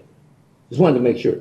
We're financially okay. And please remember, everybody, if you have any additional costs to your buildings or to your structures, that's not gonna go through me, I hope, because I'm petered out of designing and, coming up. So when you talk about working with the designer, just tell them, look, this is how much money I got, and I gotta stay within that. And remember, as far as I'm concerned, the only thing the county is responsible for in terms of their station is to provide you with office space, not all the labs. You're gonna have to figure out a way to connect those dots. Legally, it's going to be a little bit tricky because you're gonna be a tenant. And you understand that anytime you move into a building that's not yours and you set up infrastructure, which is what you're talking about when you're talking about labs, it may be that the building is worth more, but it's going to be a county building. It's going to be a county building in land that the county owns, and it will be used for the extension services. We understand. Okay, got it. Questions? Mr. Chairman, members of the board, I just need to provide the clarification in regards to the funds available. So it's $89.9 million, but we do have some interest, so we have been earnings from the funds set aside. So that would be enough to cover the $91 million. Got it. $2 million in interest? No, don't say that. I think by the time we get there, it may be that. Yeah. And I think, I'm just wondering what account that is. I just, want to get in on that. I think speed-wise, I think we can do it up on the Ag Center faster than we could get in here. Like I said, we should be able to go forward with approval for ABOR. We should be able to go forward in June. The sale would be. I love your enthusiasm, but it hasn't been the way the county has worked. But he's saying should. Yeah. Yeah. Should. And I'm Rephrase that, optimistic because about I don't know. 5.5. I mean, I've talked to several people, and I think cutting down what we need inside the building, I don't know why this would cost us more than $300 a square foot. The 5.5 million. That's what I thought a few months ago, a few years ago. Okay. Go ahead. Go ahead. Russ, I have two questions. One, the design is included in the 5.5, correct? The design is already Done. on the contract, yes. Done. And Okay. we've worked with them. We have a preliminary design. Good. And we will continue to work with them if we get the go-ahead. We've stopped. We haven't done anything for, Okay. and that's why we're want to go. We're ready to go. Okay, now, how do we maintain access to the building? How is the county gonna, I think we're getting a right-of-way. I think Dave might Okay. be able to speak to this. We're putting it right in the corner, the 2 acres you'll buy. So there's already a turn lane off of County 15. and there'll be just a very short right-of-way that you'll need to get in to the parking lot. Okay. And like I said, we don't even need a paved parking lot. I know ordinance says maybe handicap, maybe we put in whatever's required, 1 or 2 handicap. We'll figure out how to pave it later. Yeah. Oh, that's. We're used to parking on dirt. Mr. Chairman, like I said, when and if this is Yes. approved, it's going to put the ball in your court because it's all going to be dependent on when that land acquisition can be made. So I'm just saying, let U of A know. The longer they drag it out, if they're, hesitating. Just waiting on Board of the Regents. appraisal and the survey, and they're ready to approve it on the June meeting. You know how that gets us if you wait too long. Yeah, well, that what's worried me that we keep Do you vacillating. need a motion or? Yeah, Or let's listen do to the it. board? Mr. Chairman, I'll make the motion that we approve the 5.5. I'll second. And then we can proceed with the Yeah, sale. but you have a budget now. And it's within our scope to do it. Then we can proceed working with the Proceed, designers and. Okay, so there's a motion and a second.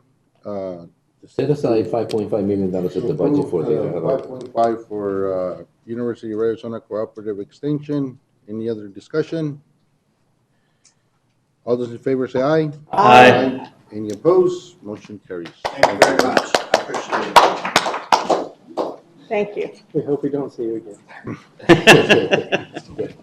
Go forth and multiply, but in other words. I don't have to come back for a long time. That's what I just said. I know, I think you don't either. Bye, guys. Guys, have a good one. Take care. Ah. Now everybody's. Moving on to discussion regarding legislative issues. Alejandro? Mr. Chairman, members of the board, Alejandro Figueroa. I made a few comments from months ago, 5.5. Go ahead. It's pretty much dead up there at the legislature, huh? It sure is. Yeah. It sure And he is. needs to explain that he was going to do the labs. So I'll start with the state, some of the session stats. We've had, Thank you. we've been in session for more than 99 days today. Tomorrow we'll reach the 100-day mark. More than 1,600 bills have been introduced. 200 of them have passed. 144 have been signed, and 29 have been vetoed by the governor. Both Senate and the House adjourned last week until Wednesday, April 17th. On May 6th, per diem will be cut for legislators from Maricopa County from $35 to $10. And for those who live outside of Maricopa, the per diem will be going from $238 to $119. I should hear it, that should work. One would hope, yes, sir. And due to the Arizona Supreme Court's ruling on abortion and the volume of bills left, floor action on Wednesday of last week was the only day the chambers met. The issue has taken the focus of the legislature off the budget and onto a solution that can pass. For now, it's unclear how the legislature will proceed. However, legislative action in the wake of the ruling will most likely dominate the conversation in the coming weeks. I'll just move on to a couple of bills that might be of your interest. SB 2318 State Match Fund, Rural Transportation, sponsored by Representative Dunn. Change the requirements relating to the state match for rural transportation, SMART Fund, requires applicants who were awarded funding for design and engineering services to apply for a federal grant within 2 years or else have to repay the awarded funds. It modifies the application requirements for SMART Fund monies. The bill has been signed, and essentially the law redistributes funds from some pots that have not been used or fully expended to pots that have been. This is to ensure that all funds get expended. It will potentially help the city of San Luis go after some Arizona SMART funds for the Cesar Chavez project. Yuma County has already been awarded a grant for the Avenue ED corridor for $610,000 for the complete design of the project. And the county was, in fact, eligible because we, the county, have applied for the RAISE grant this year as well as last year. On 2482, voter registration changes text notice. It was also signed into law. And this new law requires the county recorder to notify an elector of any changes made to the registration record via text message or email alert within 24 hours of making the change. And if the elector has not subscribed to the voter registration alert system, the recorder shall notify the elector in writing within 10 days of the record change. It requires a notice to include how an elector may check the registration status, revise their registration information, and notify the recorder if no change was requested by the elector. It must be said that this, according to the recorder, it places an increased burden on our voter registration staff. On average, Yuma County staff processes between 100 and 200 voter registration changes per day. Some of those are new voters who would not apply to proposed legislation, but many voters would involve changes to existing records. In most cases, the voter registration changes are submitted by third-party groups. Some of the changes are made by the voters themselves.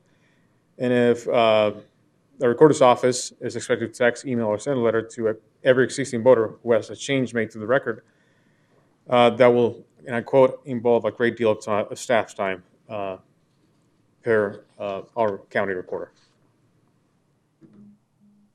ACO did not oppose the bill, so it was hard to oppose it by ourselves, and that's probably the reason that it became a law. On the federal side, Arizona Senators Kirsten Sinema and Mark Kelly announced that the Yuma East wetlands will receive $5 million as part of the bipartisan infrastructure law.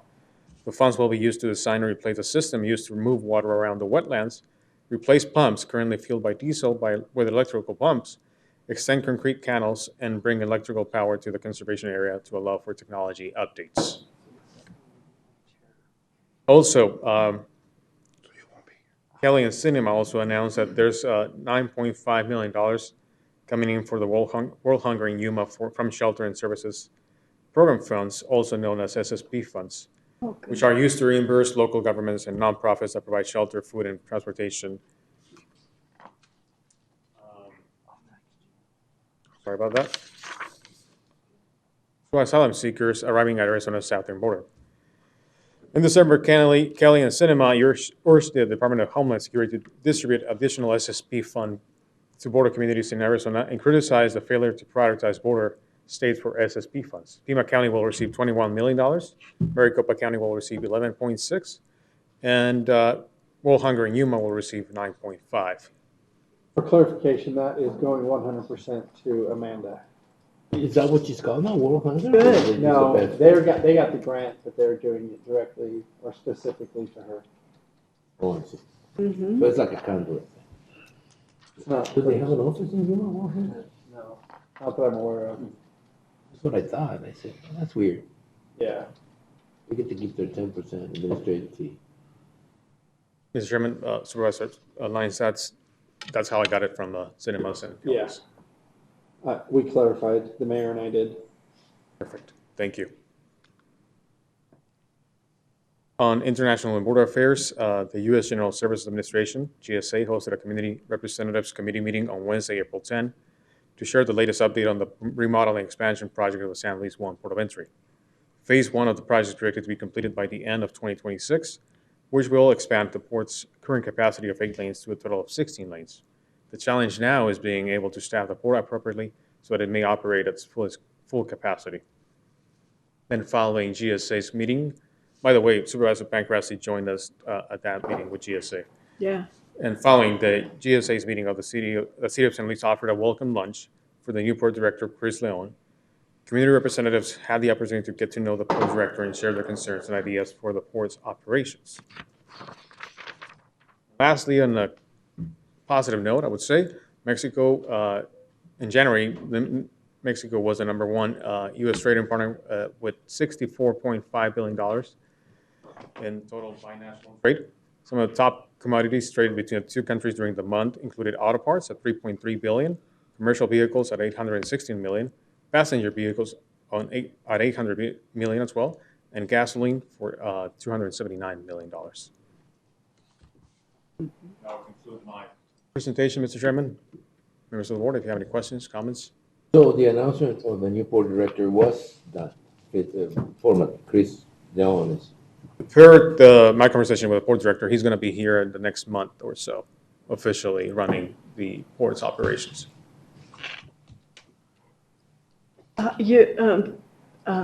Alejandro, correct me if I'm wrong, but he made the statement that he plans on having all those lanes open all the time. Yes, So, and it's noticeable. I do want to make it. yes, That it is and that noticeable. he's been trying to do that since he started, so. Am I correct? Yes, ma'am. Yeah. They'll be closing 2 lanes for construction during the summer, but his commitment is to keep 6 Six at least open all the time. Between now and when the port finally opens the other 8 lanes, additional 8 lanes. And we just got to start working on staffing. It's really going to be, it's a big, huge request. So that's the number they threw out was 300 people. They need 300 more officers. 300 additional? Additional. That's a lot. Yeah, I mean, I've heard that he's already been visiting the port and started to implement some changes, which is good. And I have heard that there's been, people have been noticing the speed of the line moving. But also, every time something, you build something bigger, and it needs more people.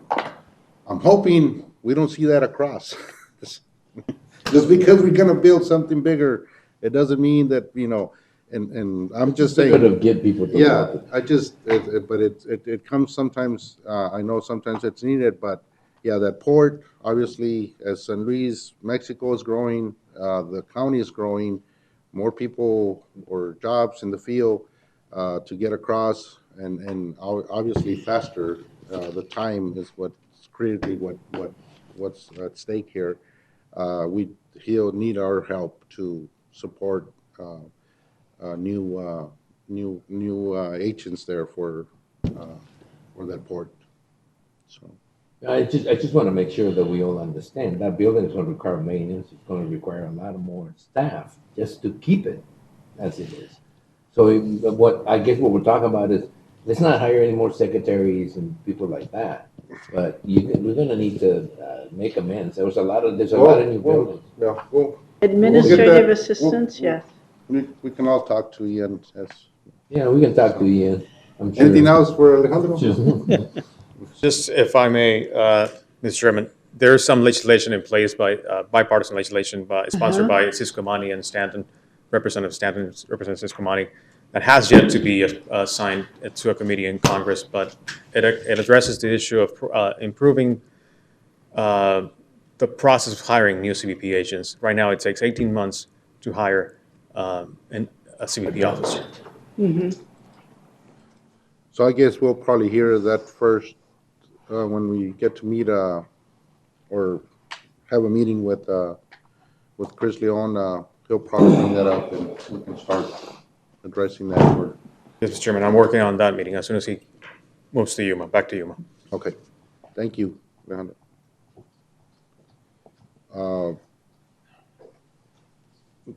Calendar events. We'll start with you, Lynn. Okay, doke. I went to the library volunteer appreciation event, which was really very nice. I attended CSA's legislative policy committee. I went to, like Alejandro said, I went to the San Luis Port of Entry community meeting. I attended the emergency management meeting, and then I went to that healthcare registration, which was done very well, by the way. And then I did go to the employee appreciation at Capacita for about 5 minutes, and then I left because I had been closest to the hole for the hospice tournament for the 2 days before that, and I was thoroughly exhausted. So, You're a quitter. Huh? You quit. I quit, huh? Yeah, I did. I quit. I just couldn't. I know. If I'd had coffee at Cafecitos, I just couldn't do it. Couldn't do anymore, so I was done. But I did go, and it looked like it was set up very nice, and I hope you had a really good turnout. Good. That's it. Okay. Last Tuesday, I participated in a telephone town hall with the discussion mainly over the border with Congressman Lesko and Speaker Toma, and then participated in the receipt or acknowledgement of the funding, the federal funding for the East Wetlands with the Commissioner of the Interior. And then hosted the independent vice president pick with Kennedy for a border tour and conversation with Amaryllis Place, the food bank, and with the hospital.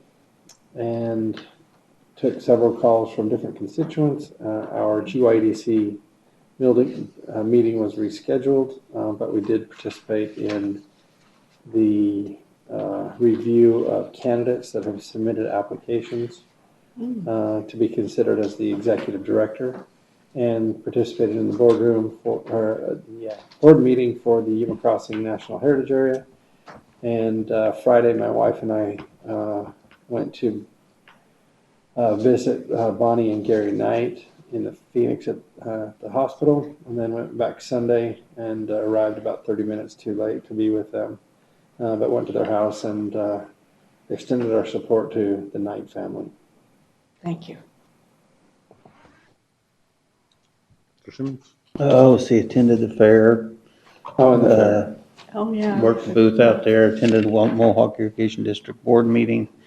Met with a new solar plant, that's our new solar field that's going in, and batteries out in the foothills adjacent to the APS solar that's out there now. LEPC meeting.